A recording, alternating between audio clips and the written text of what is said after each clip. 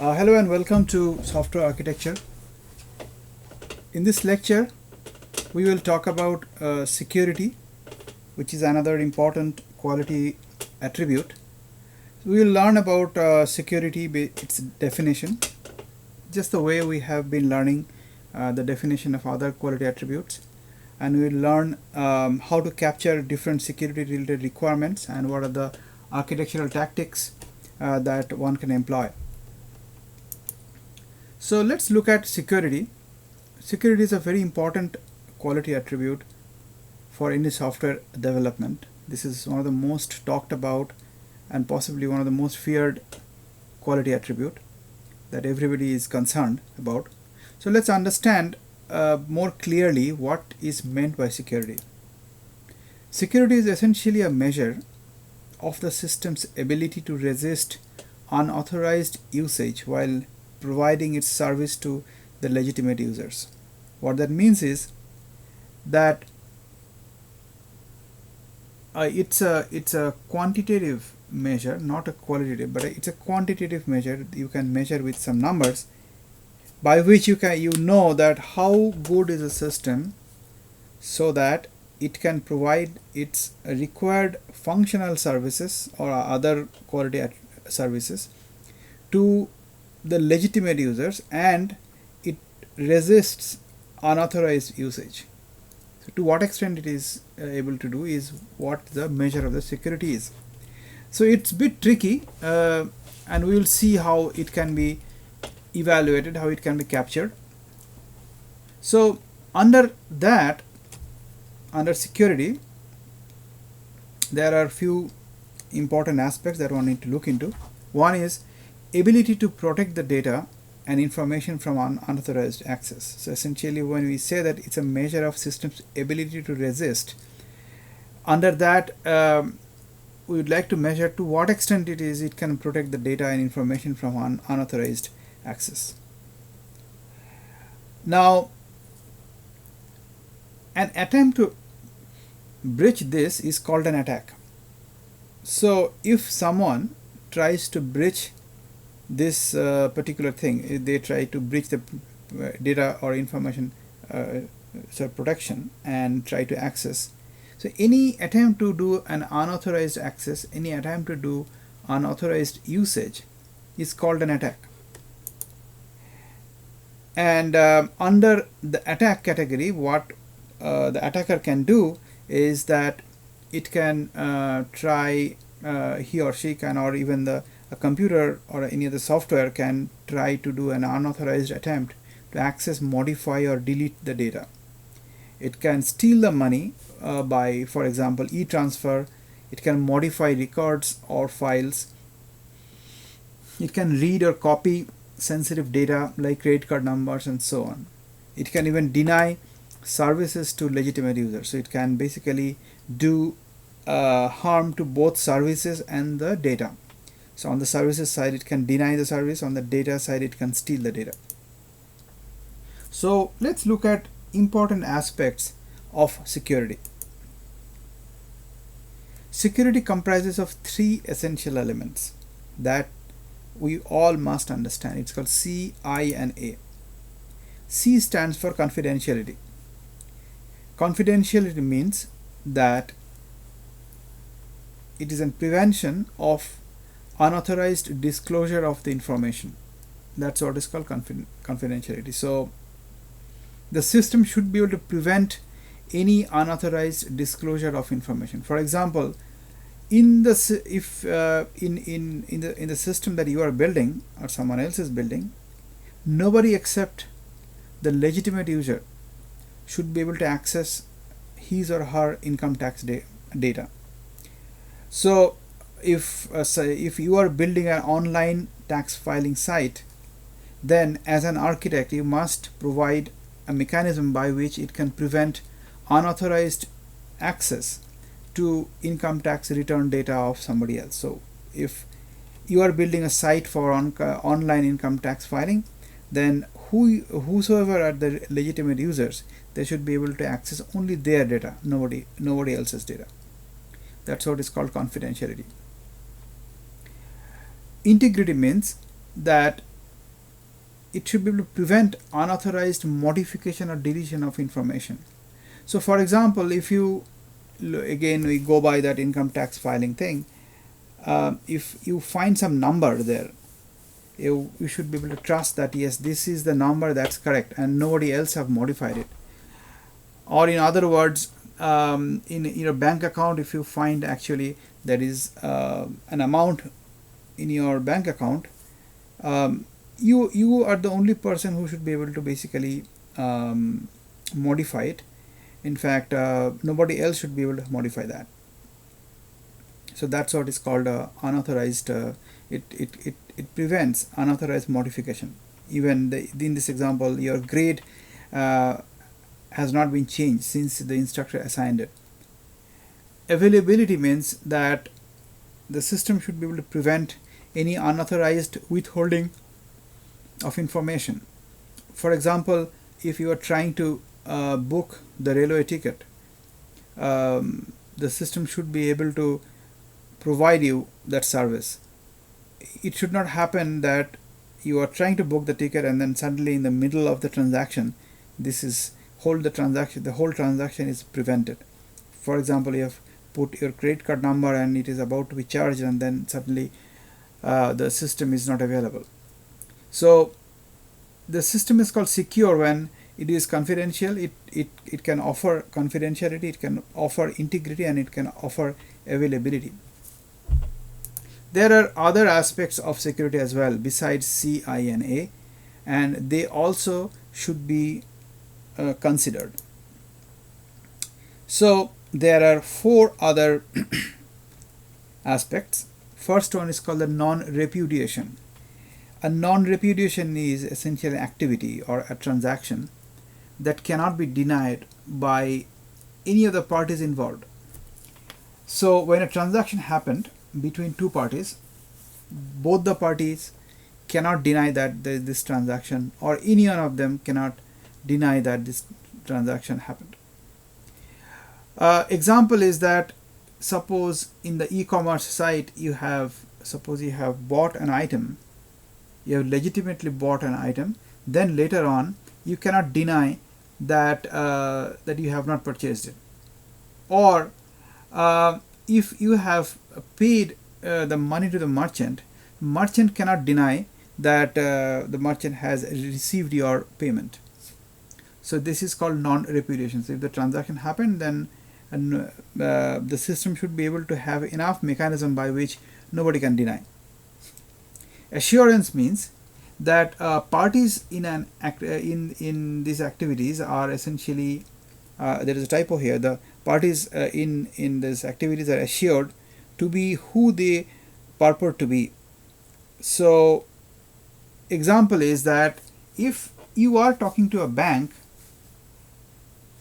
and bank meaning the bank website, then the bank knows that, our bank is assured that you are the right person and you are the right customer. Similarly, when you are interacting with a bank, you know that you are talking to your bank only and not anybody else, or nobody is faking it. So both the ways the assurance should be there. So assurance is an important aspect of security. So if a bank goes online, then bank must assure this kind of assurances, and typically it is done through authentication. Auditing is a mechanism that a system actually does regularly. So system tracks activities so that it can be reconstructed later. And authorization is the last aspect, but it's also equally important. Authorization basically gives a grant, it grants an user the privileges to perform a task. For example, an online banking system grants you to access your own account, but it does not it does not grant it to somebody else, possibly except of the banker, of course, or the internal people in the bank who is handling your account. Other than that, it does not grant permission to any other user. Let's look at different security scenarios. Once again, a scenario is nothing but a way to capture the requirement in a structured manner. We are going to use the same template that we had been using for other quality attributes. It's the same structure. So we start with the actor. So who would require a security scenario, or who would basically be involved in creating a security attack? So for example, here who means it could be an individual or a system, and that individual or a system can be correctly identified or maybe incorrectly identified, or maybe the person is unknown, any one of the possibilities. And that person or the system could be internal person or could be external person, could be authorized or could be unauthorized, and that individual or the system has access to the limited resource or vast resource. So these are all kind of possibilities, and all of them are different possibilities, and any possibility becomes an actor. Let's look at an example. In this example, we are talking about an insider, and this insider is trying to make an attack. So this insider updates payment details. So this payment detail updation is nothing but a stimulus. So what's happening is that if we look at the stimulus as a general template, then inside the template, what are the different possibilities? These possibilities are the actor who is defined in this who part here. That actor is trying to either read the data, change or delete the data, access the system services, or reduce availability of services. In this example, this actor is trying to change or delete the data. And what the actor is actually doing is trying to update a particular database table, which is a payment database table. Let's look at in a more general sense what can happen, what this stimulus can impact. So the stimulus can affect the system, the services, or the data, and the system can be either online or offline. The system can be within the firewall, or it could be completely open. All are possibilities. So these are the environmental condition. It can happen. So the security scenarios can happen when the system is even offline. So this insider, when is updating the payment details and updating the paid database table, that insider can as well, modify the pay table when the system is offline. That's a possibility. Now we are talking about a mitigating action. So if the system is secure, then what is expected is that when the insider does this, then system will be able to detect the anomaly through the audit trail. In general, what are the mitigating actions that the system should take have been listed here. So the mitigating actions are, it could be authentication, access control, or corrective actions. Under authentication, there could be proper authentication, or it could be hiding the identity. Under the access control, the actions could be blocking the access, or grant the access, or withdrawal of access permissions. Access audits is also an action.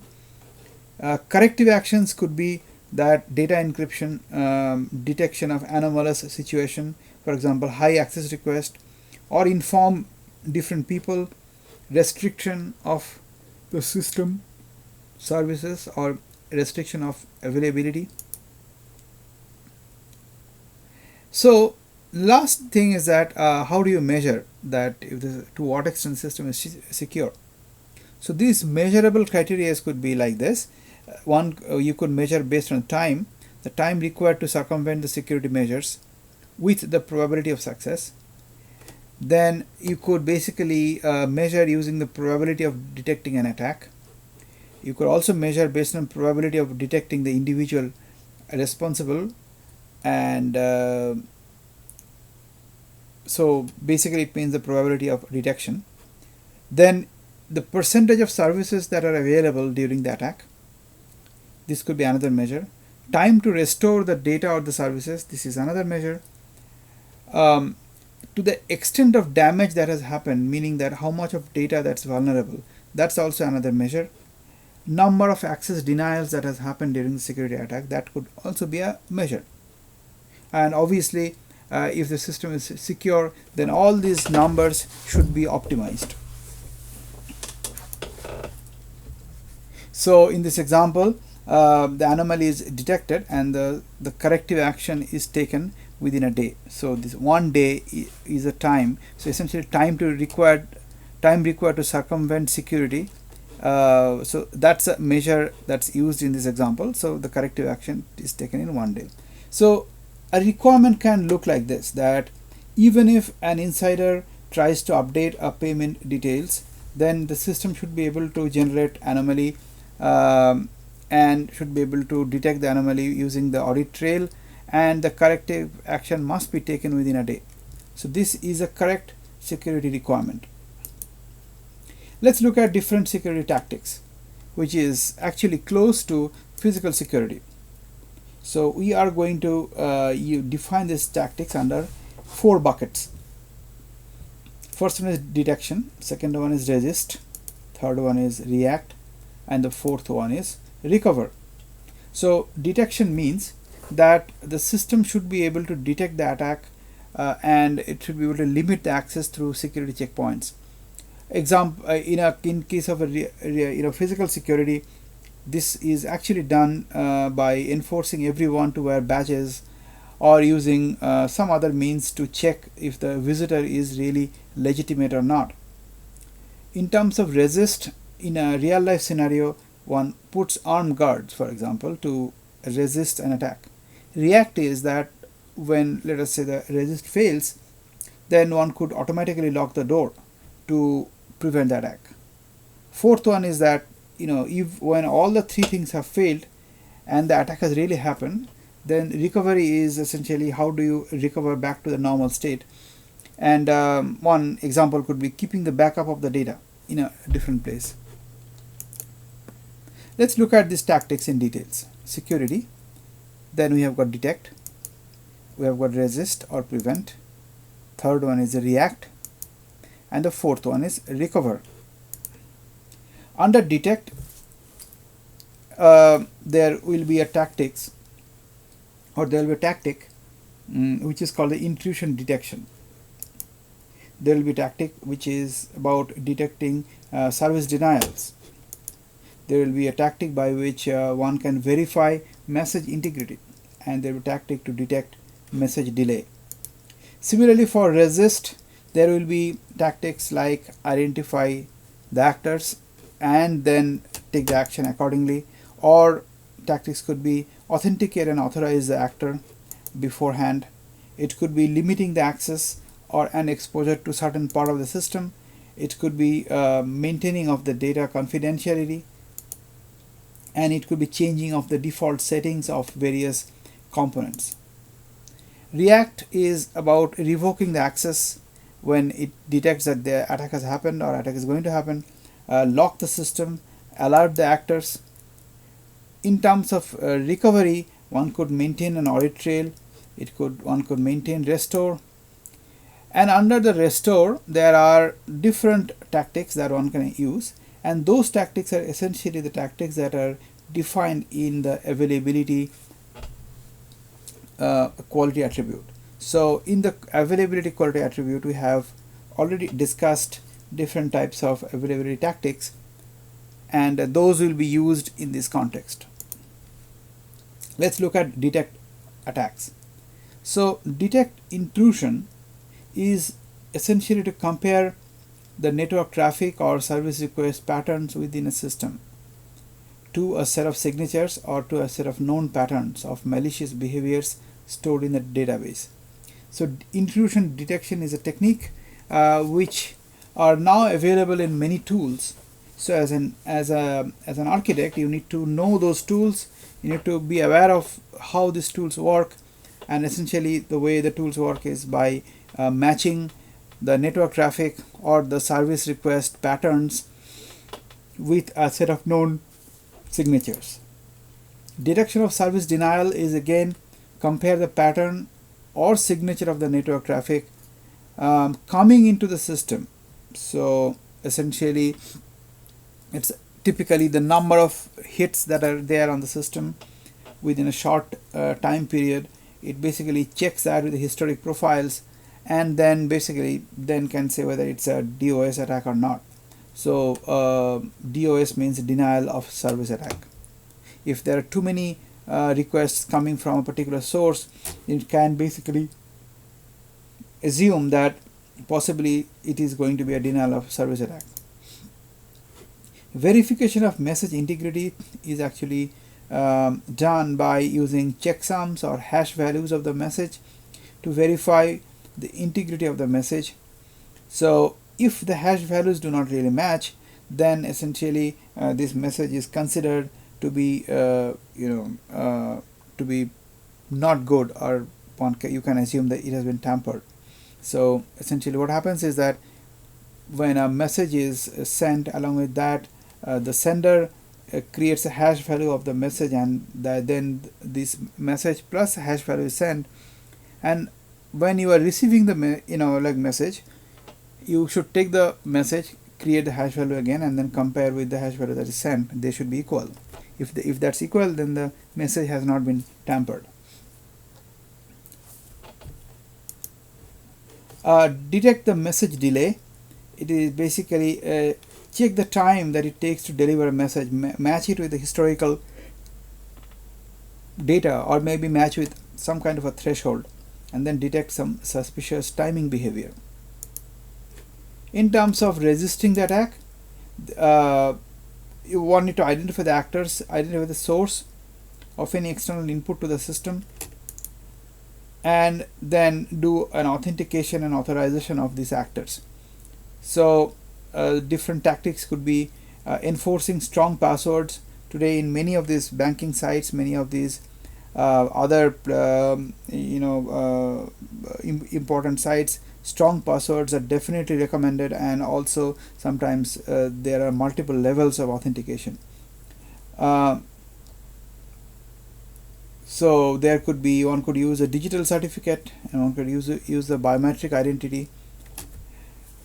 So these are the techniques by which authentications are done, and then one can use different access control patterns, define proper, such as defining proper user classes for an authenticated user, define proper user groups, and then along with the group and that user class, assign different types of privileges.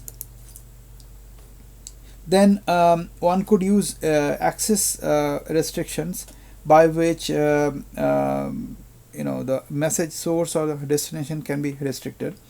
Essentially, one can be denied to access a particular source, or one could be denied to connect to a particular machine. So, or even a particular type of message might be blocked.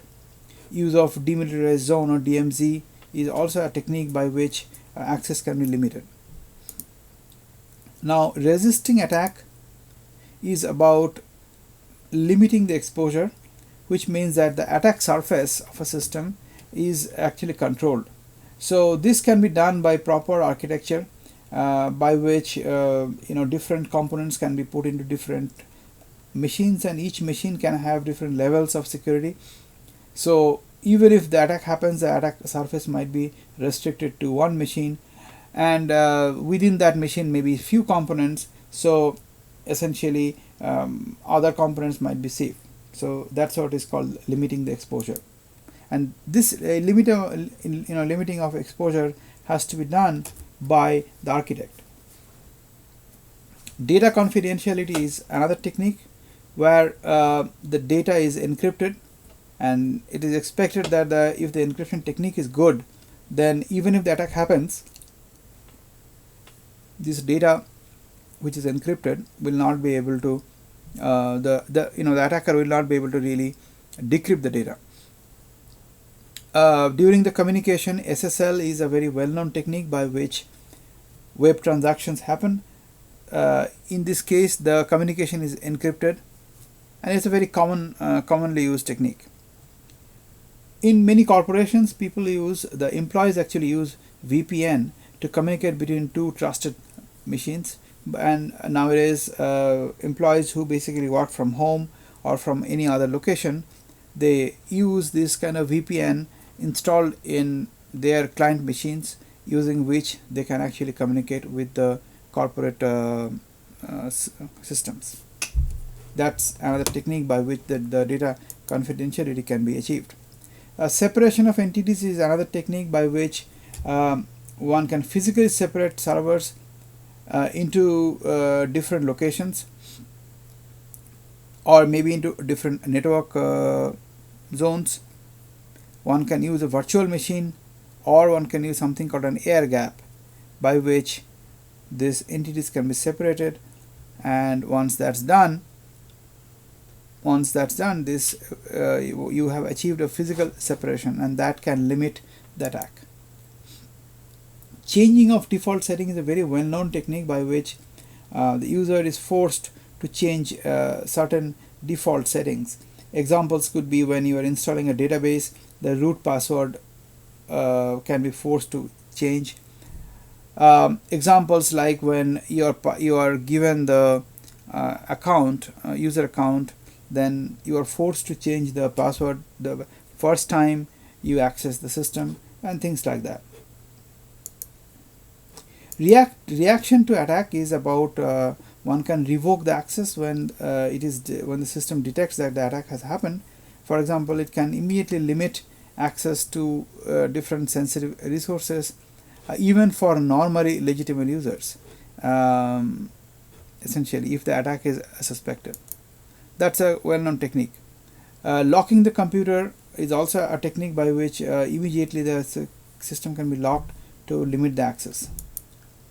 Inform the actors is basically a mechanism by which an alert can be sent to notify the operators or people as soon as any suspected activity is detected.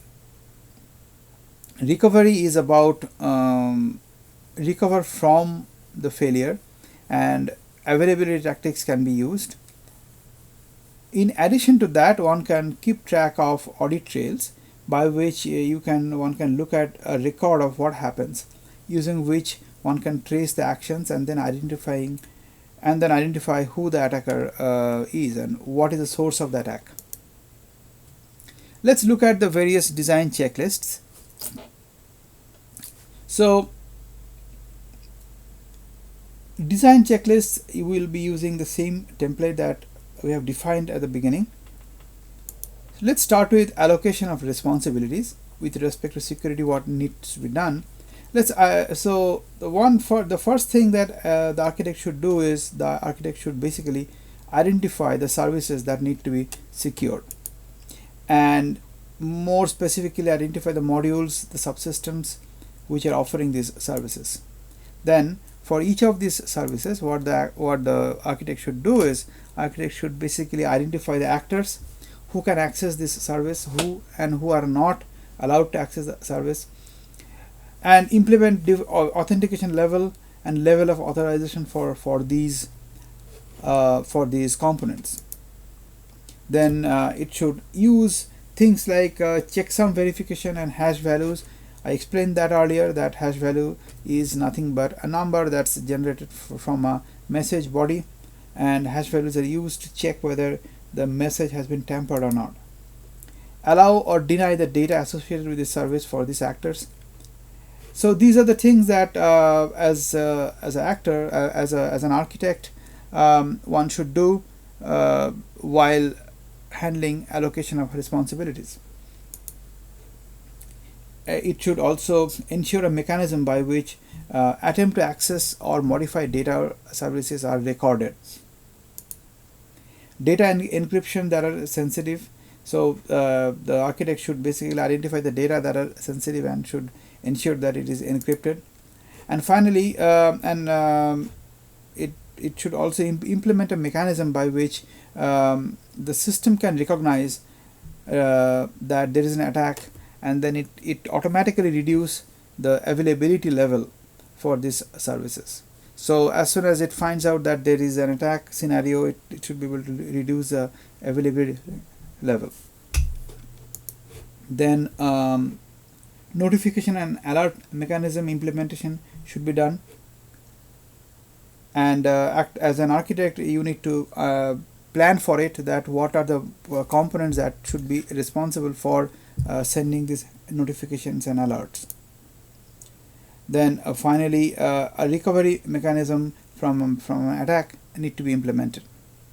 So in addition to the normal functional modules, such additional modules need to be designed. Oftentimes one can buy off-the-shelf component or tools which can handle many of these cases. Let's look at data management. Determine the sensitivity of different data fields, and then accordingly take the action. So the actions are essentially, the data that have different levels of sensitivity should be separated. You should not really mix the data which is quite sensitive with non-sensitive data, because you need to ensure that the data that is highly sensitive should have a strong access rights, and prior to access of that data, the access rights are checked. Then also ensure that the access to sensitive data is actually logged, and the log file is suitably protected. So instead of basically logging every access, you can basically have a logging mechanism which can only log access attempt to sensitive data.